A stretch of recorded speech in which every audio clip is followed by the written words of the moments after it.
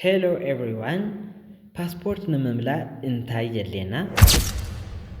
ከመይ ጌርና ሬጅስተር ንገብር? ሬጅስተር ንምግባር እንታይ የድልየና? ዝብሉ ሕቶታት ክምልሰልኩም እየ። ፓስፖርት ንምምላእ መጀመርያ ኣብዚ ኦፊሻል ዌብሳይት ሬጅስተር ክንገብር ኣለና። ሬጅስተር ንምግባር ከዓ ናሽናል አይዲ ወይ ከዓ ዝተሓደሰ ናይ ቀበሌ መታወቂያ የድልየና። ኣብዚ ቪድዮ እዚ ሕድሕድ ናይ ሬጅስትሬሽን ፕሮሰስ ከሪአኩም እየ። እዚ ናብዚ ዋና ዌብሳይት ክንኣቱ ከለና ኢፖርታል ይበሃል። immigration.gov.et ዝብል ዌብሳይት ዘለዎ እዩ። ሶ ናብዚ ኢፖርታል ምስ ኣተና ከምዚ ናይ አውተንቲኬሽን ፔጅ የምፃልና። እዚ አውተንቲኬሽን ተወሰነ ሰዓታት ክፀንሕ ይኽእል እዩ። ሶ ኣብዚ ቬሪፋይ ዩ አር ሂማን ዝብል ቬሪፋይ ንገብሮ። ቬሪፋይ ምስ ገበርናዮ ናብዚ ናብ ድሕሪ ተወሰነ ግዜ ሎድ ገይሩ ናብዚ ሎግኢን እና ሬጅስተር በተን እዩ ዘምፀና። ሎማዓንቲ ዘሪአኩም ኣነ ሬጅስተር በተን እዩ። ሬጅስተር ከመይ ጌርና ንገብር እንታይ ነገራት የድልዩና ዝብል ናይ ሬጅስትሬሽን ከሪአኩም እየ። ሬጅስተር ክንገብር ከለና ባይዘይ ዘድልዩና መሰረታዊ ነገራት ኣለዉ። ካብዚኣቶም እውን እቲ ሓደ ዝኾነ ዝተሓደሰ ናይ ቀበሌ መታወቂያ እዩ። ዝተሓደሰ ናይ ቀበሌ መታወቂያ ክንሕዝ ከለና ኣብዚ መታወቂያ እሱ ሕድሕድ ቁፅሪ ኣለዎ። ዓዲኻ ዲቴይል ናይቲ ዓድና ኣለዎ። ሽምና ትውልድና ኩሉ ኣለዎ። ሶ ብኡ መሰረት ስለንመልእ ሽምና ብእንግሊዘኛ መሊእና ምስ ወዳእና ዘን ናብ ኣምሓርኛ ክንቅይሮ ከለና ሕዚ ብእንግሊዘኛ ክፅሕፈልና ይኽእል ናብዚ ናይ ኣምሓርኛ። ሶ ግዕዝ ዝብል ግዕዝሚ ወይ ከዓ ዝኾነ ናይ ግዕዝ ኪቦርድ መፅሓፊ ተጠቒምና ብኣምሓርኛ ንፅሕፎ። እዚ ናይ ኣምሓርኛ እኒአ ብናይ ግዕዝ እንታይ ይበሃል ይፅሕፍ ስኢሉ ክፅሕፍ ኣይኽእልን። ሶ እዚ ናይ ኪቦርድ ታይፕና ክንቅይር ከለና ግዴታ እዩ። ኪቦርድ ታይፕ ክንቅይርስ ግዴታ እዩ። ሶ እዚ ከዓ በርዝኔና በርዝዴትና ክንደይ እዩ? ብናይ ጎርጎርያን ካላንደር ተኾይኑ እዚ ካላንደር ንቕይሮ። ኢትዮጵያን ካላንደር ክንገብሮ ተደልና ብናይ ኢትዮጵያን ካላንደር ክንገብሮ ንኽእል ኢና። ሶ እዚ ዝሮዝሮ እታ ትክክለኛ ትውልድና መዓልቲ ቸክ ጌርና ኣክሰፕት ንብሎ። ካብ ድሕሪኡ ዓመትና ብናይ ኢትዮጵያና እንትን ካላንደር የምፃልና። ኣብዚ ንመልኦ በርዝ ሰርቲፊኬት ናምበር ኣሎ። በርዝ ሰርቲፊኬት ናምበር ክንመልኦ ንኽእልና ግን ኦፕሽናል እዩ። ግን ክትመልእዎ ተመራፂ እዩ። ሶ ተትመልእዎ ፅቡቅ እዩ።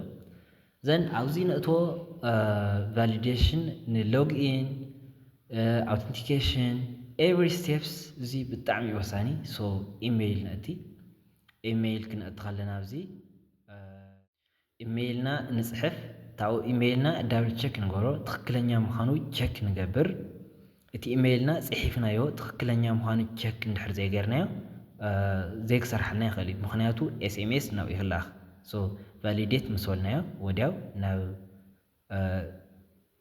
6 ዲጂት ኮድ ናብ ኢሜይልና ይለኣኽ። ዘን 6 ዲጂት ኮድ ናብ ኢሜይልና ተለኣኸ ከይድና ርኢና ንፅሕፎ። ኮፒ ፔስት ብዙሕ ኣይሰርሕን። ሶ ርኢና ንፅሕፎ። ዘን 10 ሰከንድ ቆፂሩ ሳክሰስፉሊ ቫሊዴትድ ይብለና። ቀፂርና ተመሳሳሊ እዚ ስልኪ ቁፅሪ እዩ። ስልኪ ቁፅርና እውን ንፅሕፍ ቫሊዴት ንብሎ። ቫሊዴት ክንብሎ ከለና 5 ደቂቓ ኣከባቢ ተፀቢዩ ይለኣኸና። ዘን ዝተለኣኸና ኤስኤምኤስ እእቲና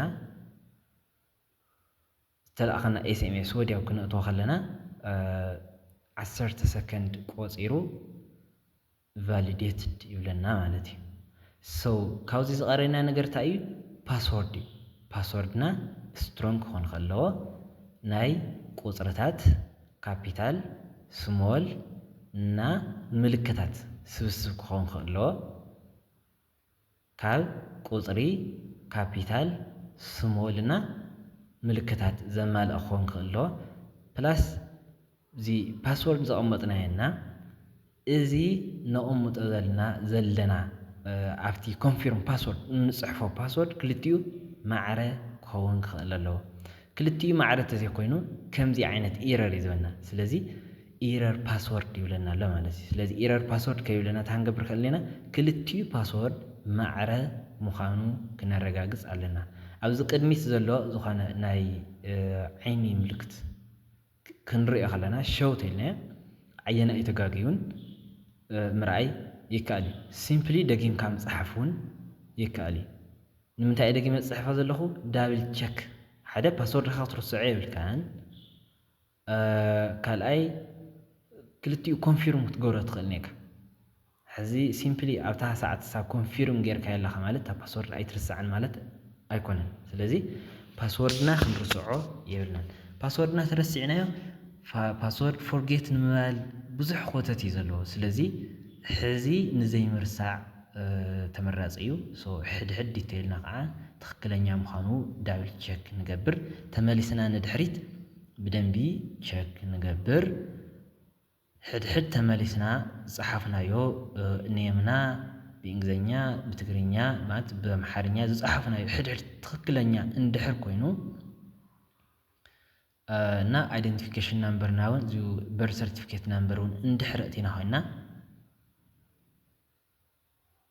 ኩሉ ዘእተናዮ ዳታ ትክክለኛ ምዃኑ እንድሕር ኣረጋጊፅና ኮይና ናብ ረጂስተር ዝብል በተን ክንከይድና ቅድሚኡ ግን ቸክ ምግባርና ግድን ተብለና ረጂስተር ዝብል በተን ከይድና ረጂስተር ኢልና ክሊክ ክንገብሮ ከለና ከምዚ ኢሉ ናብ ኣውተንቲኬሽን 10 ሰከንድ ቆፂሩ ሳክሰስፉሊ ረጂስተርድ ይብለና ማለት እዩ ሳክሰስፉሊ ረጂስተርድ ምስ በለ ወዲያው ናብ ምንታይ እዩ ዝመልሰና ናብ